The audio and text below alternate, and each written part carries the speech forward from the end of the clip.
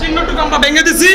আগামী দিনে বাংলাদেশে এই মুজিববাদের কোনো দূষর যদি গেটে আবার জেগে উঠতে চায় তাদেরকে আমরা এইভাবে আঙুল ভেঙে দিব এবং বাংলাদেশে কোনো মুজিববাদের ঠিকানা হবে না। দর্শক, এই মুহূর্তে আমরা আছি নিষিদ্ধ সংগঠন আওয়ামী লীগের দলীয় কার্যালয়ের ঠিক নিচের ফ্লোর থেকে আপনাদেরকে একটু দেখানোর চেষ্টা করি। বর্তমান যে এই যে কার্যালয়ের যে অবস্থা, এই কার্যালয়ের অবস্থা যদি আপনাদেরকে একটু দেখানোর চেষ্টা করব, চলুন আমার সাথে। আমরা সেকেন্ড ফ্লোর, যেটি ফার্স্ট ফ্লোর, গ্রাউন্ড ফ্লোরের পর সেই ফ্লোরে আছি।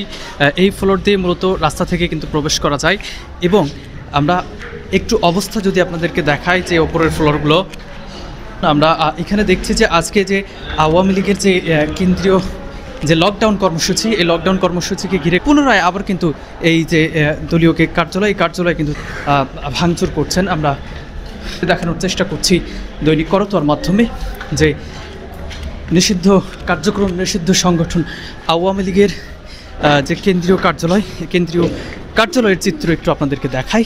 মূলত যেটি আসলে বঙ্গবন্ধু এভিনিউতে গুলিস্তানের পাশে যেটি আসলে অবস্থিত, ওপরের ফ্লোরের চিত্র আপনারা দেখতে থাকুন। এখানে কিন্তু পুনরায় আবারও আঘাত করছে।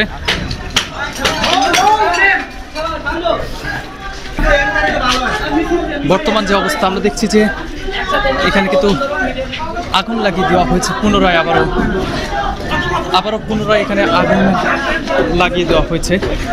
আজকে যে তাদের লকডাউন কর্মসূচিকে ঘিরে দেশে একটি আতঙ্কের সৃষ্টি হয়, সে আতঙ্ক কেন্দ্র করে, সে আতঙ্কের প্রতিবাদেই আজকে কিন্তু আবারও ফুঁসে উঠেছেন। এটি মূলত লিফট ছিল, সেটি একটু দেখানোর চেষ্টা করি। এটা হচ্ছে লিফট ছিল, এই দুটি ছিল লিফট।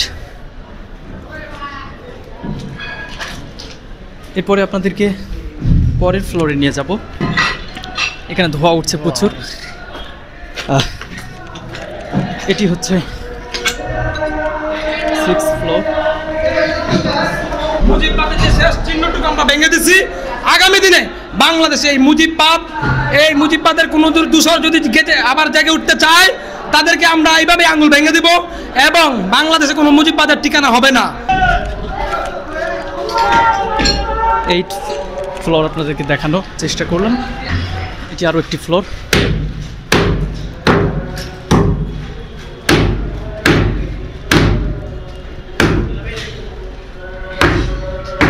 এছাড়াও আরও কয়েকটি ফ্লোর কিন্তু এখানে রয়েছে। আমরা যেমনটা আসলে দেখতে পাচ্ছি এখনো দুটি ফ্লোর রয়েছে।